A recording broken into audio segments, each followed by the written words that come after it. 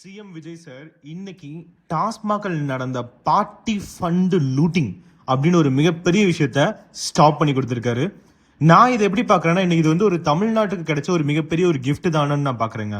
அதாவது 2003 தொடங்கி இன்னைக்கு தேதி வரையும் மாசம் மாசம் 102 கோடி தமிழ்நாடு அக்கௌண்ட்டுக்கு வர வேண்டிய பணம் பார்த்தீங்கன்னா ஒரே ஒரு பொலிட்டிக்கல் பார்ட்டிக்கு போயிருக்கு.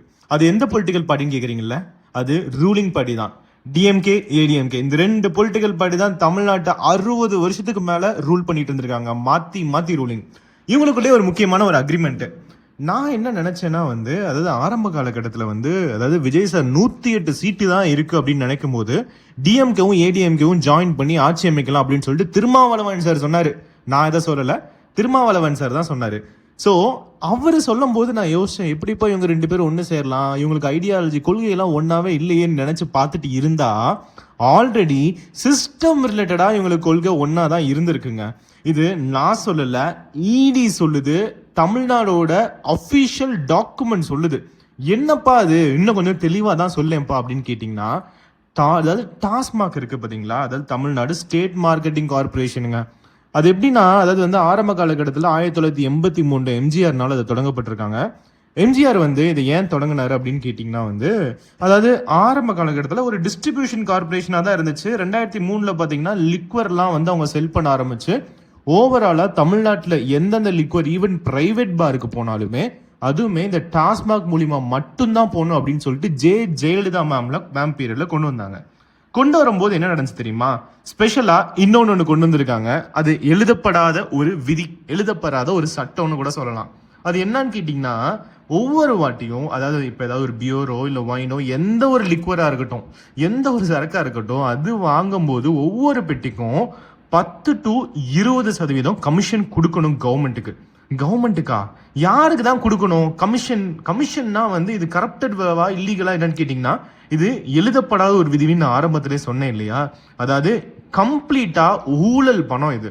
அதாவது தமிழ்நாடு கவர்மெண்ட்டுக்கு வாங்கக்கூடிய அந்த கம்ப்ளீட்டான பணத்துல எக்ஸ்ட்ரா பாத்தீங்கன்னா, அதாவது தமிழ்நாடு இதை பண்றதுக்காக ஐஏஎஸ் ஆஃபீஸருக்கும், அங்க இருக்க ஆஃபீஸருக்கும், டிரைவருக்கும், மினிஸ்டருக்கும், ஒவ்வொருத்தருக்குமே அந்த டாஸ்மாகில் வேலைக்கு பார்க்குற ஊழியர்கள் வரைக்கும் எல்லாத்துக்குமே பாத்தீங்கன்னா இதுல கம்ப்ளீட்டா ஷேர் போகுது.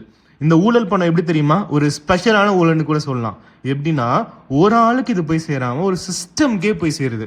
அந்த சிஸ்டம்ல யார் யாரெல்லாம் இருக்கா, டிரைவர்கள் முதற்கொண்டு எல்லாருமே இருக்காங்க. ஸோ இந்த சிஸ்டம் என்ன பண்ணும் அப்படின்னு கேட்டிங்கன்னா அந்த பணத்தை மொத்தமாக வாங்கிட்டு அதுவே பிரித்து கொடுத்துக்கிட்டே இருக்கும்.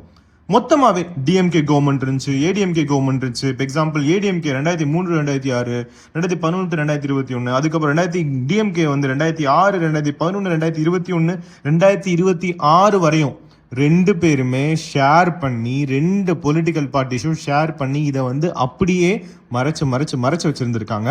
இன்னைக்கு அது பூகமாக வெடிச்சு விஜய் சார் அதை ஸ்டாப்பே பண்ணியிருந்திருக்காரு. அது எப்படிப்பா ஒரு கவர்மெண்ட்டே பார்த்தீங்கன்னா இந்த மாதிரி பணத்தை வாங்கி அது எப்படி ஷேர் பண்ணிக்கலாம், அது உண்மையாலுமே நடைமுறையில் சாத்தியமா அப்படின்னு நம்ம எல்லாருக்கும் ஒரு கேள்விகள் எழும். ஆனால் உண்மையாலுமே இது கவர்மெண்ட், அதாவது நம்ம அரசியல் கட்சிகள் பார்த்தீங்கன்னா இதை 26 வருஷத்துக்கு மேலே பண்ணியிருக்காங்க. உண்மையாலுமே ஒரு மிகப்பெரிய ஒரு ஷாக்கிங்கான இன்ஃபர்மேஷன் தான். சரி, இது மூலியமா வர பணத்தை எப்படி தான் கலெக்ட் பண்ணுவாங்க அப்படின்னு கேட்டிங்கன்னா, இதுதான் பார்ட்டி ஃபண்டு. அது என்னப்பா பார்ட்டி ஃபண்டு? அது என்னன்னு கேட்டிங்கன்னா கட்சி ஃபண்டு, கட்சிக்காக கொடுக்கக்கூடிய ஒரு தொகை தான் அது. நீங்க ஒவ்வொரு வாட்டியும் அதாவது மதுபான கடையில லிக்வர் சேல் பண்ணும்போது, மதுபான சேல் பண்ணும்போது அதுல 20% பணம் பாத்தீங்கன்னா கட்சி தொகையா போய் சேருதுங்க. மாசம் பாத்தீங்கன்னா 102 கோடி. அதாவது நினைச்சு பாருங்க, 102 கோடி பாத்தீங்கன்னா மாசம் இந்த மாதிரி கட்சி பணத்துல வருது. எக்ஸாம்பிள் இந்தியன் லிக்வர், அதாவது இந்திய மதுபானத்துல பாத்தீங்கன்னா ஒரு கேஸ், அதாவது ஒரு பெட்டிக்கு பாத்தீங்கன்னா 90 ரூபா கலெக்ட் பண்றாங்க. ஒரு பெட்டி அதாவது அதுல பாத்தீங்கன்னா ஒரு பெட்டி ஒரு 900 ரூபா கிட்ட வந்திருக்கும். அதாவது 800 ரூபா இல்ல 600 ரூபா இருந்திருக்கும். 90 ரூபா கலெக்ட். பியர் அந்த பெட்டி பாத்தீங்கன்னா 40 ரூபா கலெக்ட் பண்றாங்க. ஒயின் பெட்டிக்கு 20 ரூபா கலெக்ட் பண்ணுங்க. இதெல்லாம் ஃபிக்ஸடு. ஸோ மாசம் பார்த்தீங்கன்னா 1 கோடிக்கு மேலே பாட்டில்லாம் செல் ஆகுது. ஓவராலாக கால்குலேட் பண்ணி பார்த்தா 102 கோடிங்க. நினச்சி பாருங்க, கொஞ்சம் தலை சுத்துதுன்னு நினைக்கிறேன். 102 கோடி டாஸ்மாக்ல மட்டும் இவ்வளோ பணம் பார்த்தீங்கன்னா, அதாவது அங்கே இருக்க அந்த கரப்டட் சிஸ்டம்க்கு போய் சேருது. இவங்க பிரிச்சுக்கிறாங்க. வருஷம் 1200க்கு மேலே போகுது. ஓவராலாக பார்த்தீங்கன்னா இன்னைக்கு தேதி வரை 48,000 கோடிக்கு மேலே ஊழல். நினைச்சே பார்க்க முடியல. ஸோ இதுதான் வந்து இன்னைக்கு தேதியில எல்லாம் நடந்துட்டு இருக்கு. இது எல்லாமே யாருப்பா பண்றா அப்படின்னு கேட்டீங்கன்னா அங்க இருக்க ஒரு சில பிரைவேட் கம்பெனிஸ் மட்டும் தான். எப்படின்னா இடி, அதாவது என்ஃபோர்ஸ்மெண்ட் டைரக்டரேட் மே மாசம் 2025 ஒரு நடத்தின ரிசர்ச்ல பாத்தீங்கன்னா, அதே மாதிரி சென்ட்ரல் கவர்மெண்ட் சிபிஐல ஒரு சில பேப்பர்ஸ்லாம் அவங்க வந்து ப்ரிப்பேர் பண்ணியிருந்திருக்காங்க.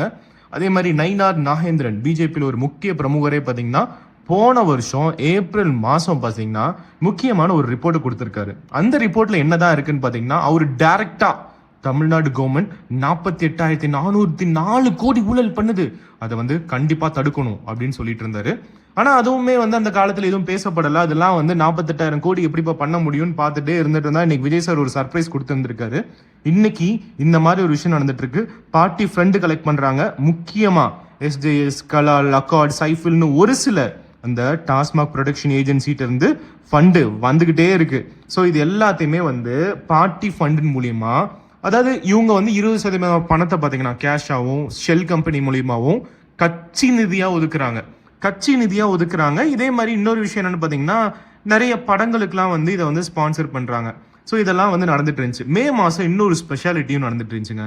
அதாவது தனுஷ், சிவகார்த்திகேயன், சிம்பு சார் இவங்கெல்லாம் வந்து நடிச்ச, அதாவது ப்ரொடியூஸ் பண்ற டான் பிக்சர்ஸ் அப்படின்ற ஒரு ஃபிலிம் ப்ரொடக்ஷன் கம்பெனி, அதாவது வந்து இது வந்து ஆகாஷ் பாஸ்கரன் சாரோடது.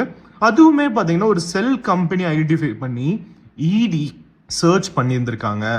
இப்போ என்னதான் பிரச்சனை அப்படின்னு கேட்டிங்கன்னா, ஓவராலா இப்போ இல்ல மே மாசம் 2025 பார்த்தீங்கன்னா 41 எஃப்ஐஆருங்க.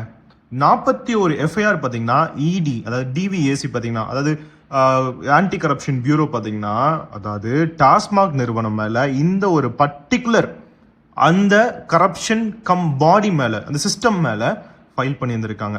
ஆனா விஜய் சார் வந்த நாளே, இதை என்கொயர் பண்ண நாளே இதை தடுத்து நிறுத்தி இருந்திருக்காரு. இது வந்து உண்மையாலுமே நான் என்ன நினைக்கிறேன்னா வந்து தமிழ்நாட்டுக்கு ரொம்ப நாளா பிடிச்ச ஒரு சாபக்கேடு ஒளிஞ்சு வந்துருச்சு அப்படின்றதான் எனக்கு தோணுதுங்க. நீங்க என்ன நினைக்கிறீங்கன்றத கமெண்ட் தெரிவிங்க. இன்னும் நிறைய இன்ஃபர்மேஷன் என்னன்னா, இன்னைக்கு இடி இதை அப்படியே கைவிடாம இன்னும் நிறைய வந்து தகவல்கள்லாம் சேமிச்சுட்டே இருக்காங்க. அதாவது வந்து மார்ச் மாசத்துல இருந்து இது தொடங்குது.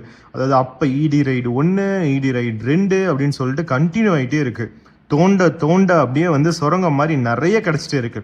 நிறைய பேர் இன்னைக்கு வந்து டிஎம்கே கவர்மெண்ட் முதற்கொண்டும் ஈவன் ஒரு வாரத்துக்கு முன்னாடி, அதாவது ஒவ்வொரு வாட்டியுமே பார்த்தீங்கன்னா 2 நாளைக்கு ஒரு தாட்டி யாராவது ஒருத்தர் வந்து, அதாவது வந்து டிஎம்கேலேருந்து யாராவது ஒருத்தர் பேர், நீ இப்போ ரீசெண்டாக எச் ராஜா சார் வந்து விஜய் சார் வந்து what bro, why you are very wrong bro அப்படின்னு சொல்லிட்டு இருந்தாங்க.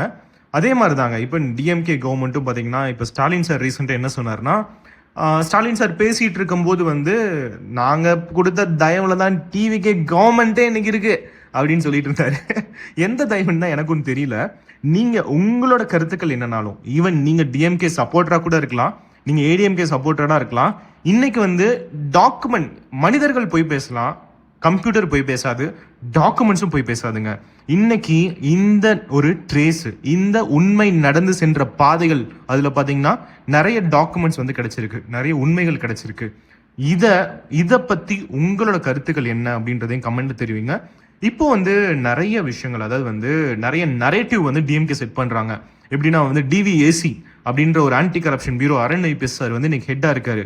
அது பாத்தீங்கன்னா பிஜேபியோட கலந்து இன்னைக்கு வந்து எல்லாத்தையும் டிஎம்கே அட்டாக் பண்ணதான் வேலையே அப்படின்றாங்க. ஓகே, டிஎம்கே அட்டாக் பண்றதுதான் வேலை, டிஎம்கே குற்றம் பண்ணாம இருந்திருக்கணும்ல. ஆனா இன்னைக்கு பாத்தீங்கன்னா இந்த டாக்குமெண்ட் என்ன சொல்லுதுன்னா, கிளியர் கட்டா எவிடன்ஸோட KN நேரு சார் 2000 கோடி ஊழல், இதை பத்தி நம்ம ஆல்ரெடி வீடியோ போட்டுட்டோம். செந்தில் பாலாஜி சார் அவரு சொல்லவே தேவையில்ல, 3 டைப் ஆஃப் ஊழல் வேற வேற டைப்ல.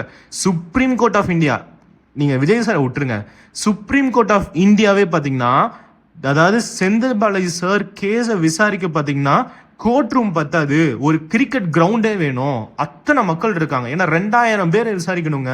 நினைச்சு பாருங்க, 10 பேர் இல்ல, 20 பேர் இல்ல, 100 பேர் இல்ல, 500 பேர் இல்ல, 2000 பேரை ஒரு கேஸ்ல விசாரிக்கணும்.